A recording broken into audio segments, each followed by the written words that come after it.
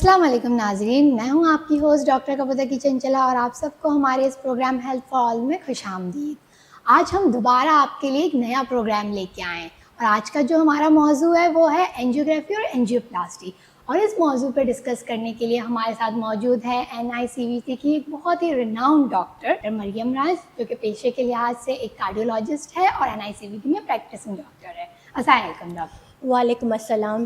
اچھا، سب سے پہلے تو ہمارے شو میں آنے کا آپ کا بہت بہت شکریہ۔ تھینک یو، آپ نے مجھے انوائٹ کیا۔ سب سے پہلے تو یہ جاننا چاہیں گے کہ جو اینجیوگرافی ہے یہ بیسکلی چیز کیا ہے؟ اینجیوگرافی بیسیکلی ایک ٹیسٹ ہے جسے ہم دل کی شریانیں یا دل کی نالیاں دیکھتے ہیں کہ آیا وہ نارمل ہے یا وہ ڈیزیز ہے، ان میں اسٹینوسس ہو چکی ہے، ٹھیک ہے۔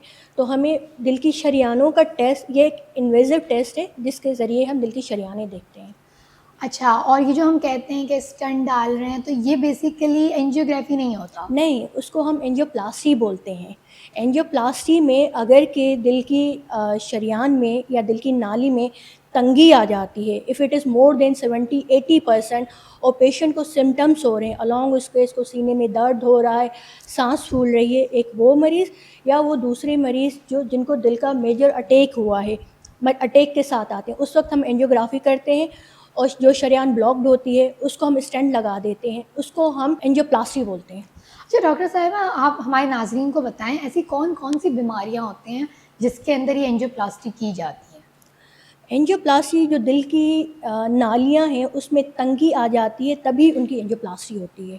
تو اب اس کے مطلب کچھ رسک فیکٹرز ہوتے ہیں بیسیکلی، اس کو ہم بولتے ہیں کورونری آرٹری ڈیزیز، دل کی نالی میں تنگی آ جائے۔ اب ایک تو ایج ہے، ایج رسک فیکٹر ہے، وہ پیشنٹ جو ڈائبیٹک ہوتے ہیں، ہائپر ٹینسو ہوتے ہیں، ڈسلیپیڈیمک ہوتے ہیں، جن میں جسم میں چربی کی مقدار زیادہ ہوتی ہے، یا وہ مریض جو سگریٹ اسموکنگ کرتے ہیں، یا جن کی سیڈنٹری لائف اسٹائل ہے، ایک جگہ بیٹھے رہنا ہے، یا اب جو ہم ینگسٹر میں جو رجحان دیکھ رہے ہیں کہ جنک فوڈ، باہر کا کھانا زیادہ کامن ہے، جو کہ ارلی ایج میں دل کے اٹیک کے ساتھ یا دل کی شریانوں میں تنگی کے ساتھ آ رہے ہیں، تو وہ ساری چیزیں پری ڈسپوز کرتی ہیں کہ دل کی نالیوں میں تنگی آ جاتی ہے۔ جب تنگی آ جاتی ہے، تنگی کے ساتھ پیشنٹ کو تکلیف ہو، تبھی ہم اس کی اینجیوپلاسٹی کرتے ہیں۔ اچھا، یہ کیا ضروری ہے کہ اگر شریانوں میں تنگی آئے تو پھر ان کو ہارٹ اٹیک لازمی آئے؟ جی، ڈپینڈ کرتا ہے کہ آرٹری جو ہے، جو نالی ہے 90% 100% بلاک ہو گئی تو اسی وقت پیشنٹ میجر دل کے اٹیک کے ساتھ پریزنٹ ہوگا۔ ادروائز 40-50% بلاکڈ ہے، جس کو ہم مائنر اسٹینوسس یا مائنر تنگی بولتے ہیں، اس کی اینجیوپلاسٹی نہیں ہوتی ہے، ٹھیک ہے نا، انٹل انلیس وہ 70% نہ ہو۔ 70% تنگی آنے کے بعد اگر پیشنٹ کو سمٹمس ہو رہے ہیں تبھی ہم اس کی اینجیوپلاسٹی کریں گے، یا 70-80% تنگی آنے کے ساتھ اس میں کوئی خون کا لوتھڑا اس جگہ آ کے پھنس جاتا ہے جو اس کو 100% اکلوڈ کر دے گا، بلاک کر دے گا، تو پیشنٹ اس وقت دل کے اٹیک کے ساتھ آئے گا۔ اچھا، تو جن لوگوں کی ہم اینجیوپلاسٹی کرتے ہیں ان پیشنٹ میں کیا کیا علامات سامنے آتی ہے، وہ کیا پریزنٹ کرتے ہیں کن کمپلینس کے ساتھ؟ اچھا، اگر کہ پیشنٹ اکیوٹ MI یا اکیوٹ ہارٹ اٹیک کے ساتھ پریزنٹ کرتا ہے تو پیشنٹ کو ٹپیکل چیسٹ پین ہوتا ہے، پیشنٹ یہ تکلیف کمپلین کرے گا کہ مجھے شدید سینے میں درد ہو رہا ہے، کہ کسی نے وزن رکھا ہوا ہے، دباؤ محسوس ہو رہا ہے، وہ درد سینے کے ساتھ لیفٹ آرم میں جا سکتا ہے، ریڈیٹ ہو سکتا ہے، جاں میں، جبڑے میں بھی جا سکتا ہے۔ اس کے ساتھ مریض کو پیلپیٹیشنس ہو سکتی ہیں، دھڑکن بے ترتیب ہونا یا لگنا کہ دل میرا بیٹھا جا رہا ہے، یا اس کے ساتھ اس کو وومیٹنگس، نوزیا، متلی ہونا، وومیٹنگس اسٹارٹ ہو جاتی ہیں، یا سنکپی بھی ہو سکتی ہے، پیشنٹ ایک دم سے بے ہوش ہو جاتے ہیں، ٹھیک ہے، یا VT VF، دل کی دھڑکن بالکل بے ترتیب ہو جانا، 200-250 ہو کے بڑھ جانا، یہ ان ساری علامات کے ساتھ مریض آ سکتا ہے۔ اچھا، یہ کیا ضروری ہے کہ ہر ہارٹ اٹیک کے پیشنٹ میں یہ سارے سمٹمز آتے ہوں؟ نہیں، ضروری نہیں ہے، کیونکہ جو ڈائبیٹک پیشنٹ ہوتے ہیں اور اولڈر ایج فیمیلز اسپیشلی، وہ بڑے ایٹیپیکل سمٹمز کے ساتھ پریزنٹ کر سکتے ہیں، ان میں یہ ٹپیکل سمٹمز نہیں آئیں گے، وہ ان کے پھر سمٹمز تھوڑے ڈفرینٹ ہو سکتے ہیں، کہ ایپیگیسٹرک پین کہیں گے، شارٹ آف بریتھ کہیں گے، کہ سانس لینے میں تکلیف ہو رہی ہے، سانس نہیں لی جا رہی، تو ایٹیپیکل پریزنٹیشن بھی ہو سکتی ہے اسپیشلی ڈائبیٹک میں اور اولڈر فیمیلز میں۔ تو کبھی کبھار یہ بھی ہوتا ہے کہ لوگوں کو لگتا ہے کہ ہمیں گیس ہو گیا اسی لیے ہمیں سینے میں درد ہو جی رہا جی، ہے، تو پھر وہ فرق کیسے کریں گے ہمارے ناظرین کے دل کا مسئلہ ہے یا کیا گیس ہو گیا؟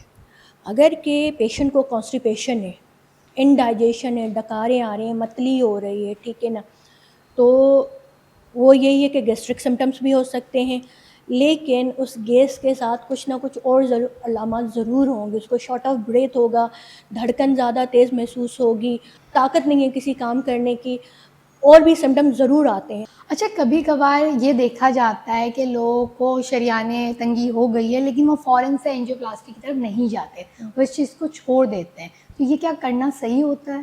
اگر کہ کسی مریض کی اینجیوگرافی ہوئی ہے اور دل کی شریانوں میں تنگی آ رہی ہے اور وہ تنگی 40 سے 50% ہے, 40 to 50% ہے, ایسے لوگوں کو ہم کہتے ہیں کہ کورونری آرٹری ڈیزیز ہے. ان کو ہم فالو اپ پہ رکھتے ہیں, ان کی guide line directed medical therapy start کر دیتے ہیں, ٹھیک ہے. تو عموماً ایسے مریضوں کو اینجیوپلاسٹی اسٹینٹ لگانے کی ضرورت نہیں پڑتی ہے. ہاں البتہ اگر کہ تنگی مور دین 70% ہے, 70 80 90% ہے, اور لانگ اس کے سمٹمز بھی ہو رہے ہیں, تو ہم ایڈوائز یہی کرتے ہیں کہ آپ اس کی اینجیوپلاسٹی کر دیں. ڈپینڈ کرتا ہے کہ ایک شریانوں میں بلاکیج ہے یا تینوں شریانوں میں بلاکیج ہے یا دل کی مین شریان جس کو ہم لیفٹ مین بولتے ہیں, تو ایسے مریضوں کو پھر ہم بائی پاس ایڈوائز کرتے ہیں. ایک یا دو شریانوں میں بلاکیج ہے مور دین 70% اور لانگ وتھ اس کے سمٹمس آ رہے ہیں, تو ہم اسٹینٹنگ ایڈوائز کرتے ہیں.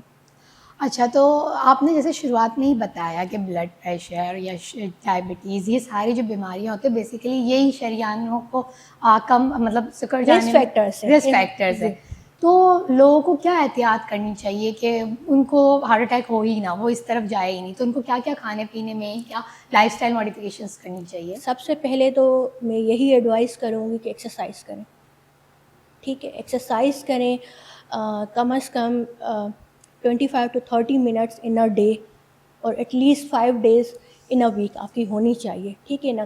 وہ ایروبک ایکسرسائز ہوتی ہے, اور پھر اس کے اپنے کچھ اسٹیپس ہوتے ہیں. ایکسرسائز کریں, متوازن غذا کھائیں. متوازن غذا سے یہ مطلب ہے کہ آپ کی کھانے کا جو میجر جو پورشنس ہوں وہ آپ کے پروٹینس ہوں, کاربوہائیڈریٹس ہوں, اور چکنائی کم ہو, جس میں آپ کے فریش فروٹس آ جاتے ہیں, ویجیٹیبلس آ جاتی ہیں, ساری سبزیاں ساری دالیں آ جاتی ہیں, اور فش آ جاتی ہے, چکن آ جاتی ہے. بکرے کا گوشت استعمال کر سکتے ہیں لیکن تناسب کے ساتھ, اتنا زیادہ نہیں, لیکن بڑے کا گوشت یا گائے کا گوشت جتنا اوائڈ کریں اتنا بہتر ہے, ٹھیک ہے. اس کے علاوہ ڈرائی فروٹس بھی یوز کر سکتے ہیں, لیکن جو کچھ ہم بالکل منع کر دیتے ہیں کہ نہ کھائیں, جس میں آ جاتا ہے کھوپرا, کوکونٹ اور کاجو, ٹھیک ہے. اس میں کولیسٹرول کانٹینٹ زیادہ ہوتا ہے, ٹھیک ہے نا. تو بیلنس ڈائٹ ہو گئی, ایکسرسائز ہو گئی, اور باہر کا کھانا جو جنک فوڈ ہے اس کو اوائڈ کریں, ٹھیک ہے. اور اس کے علاوہ اگر کوئی رسک فیکٹرس ہیں تو آپ ان کا پراپر اپنا علاج کریں. اچھا ڈاکٹر صاحبہ ہمارے ناظرین کو بتائیں, آج کل ینگسٹرز میں جیسے یہ دل کے مرض سارے بہت کامن ہو چکے ہیں, تو اگر کوئی ینگسٹر یہ جاننا چاہے کہ اس کے کورونری آرٹری کا اسٹیٹس کیا ہے, یا آگے جا کے فیوچر میں ان کو یہ دل کی بیماریاں اور یہ جو شریانوں کا بلاک ہو جانا اس طریقے کی بیماری ہو سکتی ہے یا نہیں ہو سکتی, تو اس ینگسٹر کو کون کون سے ٹیسٹ کروانے چاہیے؟ ادروائز ایسے پیشنٹ میں ڈائریکٹ ہم اینجیوگرافی تو نہیں کرتے, رسک اسٹریٹیفیکیشن کرتے ہیں. اس میں پھر ہمارے پاس نان انویزو ٹیسٹنگ آ جاتی ہے, جس میں ایکسرسائز ٹالرنس ٹیسٹ ہے, تھیلیم اسکین سے فار انڈیوسیبل اسکیمیا, اور اس کے علاوہ ڈوبیوٹامن اسٹریس ایکوکارڈیوگرافی ہے. تو اگر کہ وہ امیجنگ ٹیسٹ ہیں فار دا رسک اسٹریٹیفیکیشن, اگر ان میں کچھ مسئلہ آ جاتا ہے کوئی مسئلہ, تو ہم اس کو آگے پھر ایڈوانس اینجیوگرافی کی طرف لے کے جاتے ہیں. اگر کہ ان ٹیسٹ میں کوئی مسئلہ نہیں ہے تو ہم پھر پیشنٹ کو یہی کہتے ہیں کہ آپ رسک ماڈیفیکیشن, اپنی میڈیسن اور لائف اسٹائل ماڈیفیکیشن کریں آپ. چلے تھینک یو, آپ نے اتنے اچھے سے ان سب چیزوں کو بتایا.